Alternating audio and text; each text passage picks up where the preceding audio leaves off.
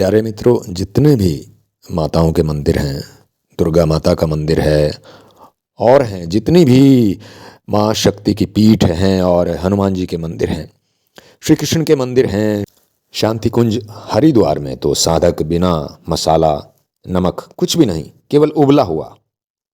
ओशोधारा में भी साधकों के लिए अलग से साधना के लिए सब जगह प्याज लहसुन का निषेध है।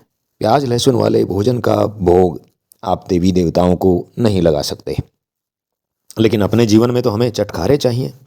प्याज लहसुन, लाल मिर्च, तले हुए आलू इत्यादि भोजन हमारी ऊर्जा को तुरंत नीचे ले आते हैं सेक्स सेंटर की तरफ। फिर क्योंकि ऊर्जा ऊपर के चक्रों में नहीं होती, अतः परमात्मा का ख्याल तक नहीं आता, भोगों का ही ख्याल रहता है। मुतेंद्रिय में भी उत्तेजना बनी रहती है। कुछ रहस्य की बातें, जो बच्चे या जो व्यक्ति पीछे से ऊर्जा का भंडार लेकर आते हैं, यानी पिछले जन्मों से, उनको डरावने सपने दिखाई देते हैं। सांप, शेर इत्यादि भूत, राक्षस आदि के सपने दिखाई देते हैं।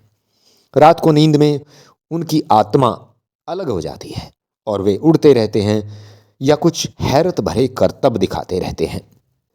डरावने सपनों का कारण यह है कि उनकी ऊर्जा ऊपर उठने का प्रयास करती है, और जब अशुद्धियों के कारण, घर में अशुद्धियों के कारण, माता पिता की अशुद्धियों के कारण, या उनके अपने शरीर में जो अशुद्धियां बाकी रह गई थीं, उनके कारण वह ऊर्जा कहीं अटक जाती है और राक्षस, शेर, सांप सामने आ जाते हैं। लेकिन दुर्भाग्य से इस ऊर्जा को पोषित करने की बजाय हम दारू मीट खाने वाले, झाड़ फूंक करने वाले को बुला लेते हैं। और झाड़ फूंक वाला क्या करता है, इसको मैं अलग से एक लेख में बताता हूं। हमारे घर में चाय का बोलबाला था। हम एक एक जग भरकर चाय पिया करते थे। फिर सरदर्द, कब्ज आदि बीमारियां पूरे घर में छाई रहती थीं और दुकान से सरदर्द की दवाइयां मंगा मंगा कर खिलाई जाती थीं।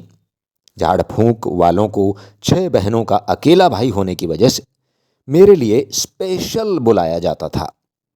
झाड़ फूंक वाला मेरे माथे की नसें काफ़ी देर तक रगड़ता रहता था और अपने गंदे मुख से अपनी रोगाणु युक्त फूंक मारता रहता था मेरे मुंह पर। आज मैं महसूस करता हूं कि कितना नरक का जीवन मैं जी रहा था, और मैंने कभी कोई विरोध भी नहीं किया था, क्योंकि पता नहीं था इन बातों का कि दारू मीट वाले तांत्रिक के संपर्क से मेरी अमूल्य ऊर्जा नष्ट हो जाती थी। आज्ञा चक्र पर नसें रगड़ने से मुझे जो नुकसान झेलना पड़ा होगा, वह शायद साधक लोग जानते हैं, क्योंकि आज्ञा चक्र पर कोई रगड़ नहीं करनी चाहिए।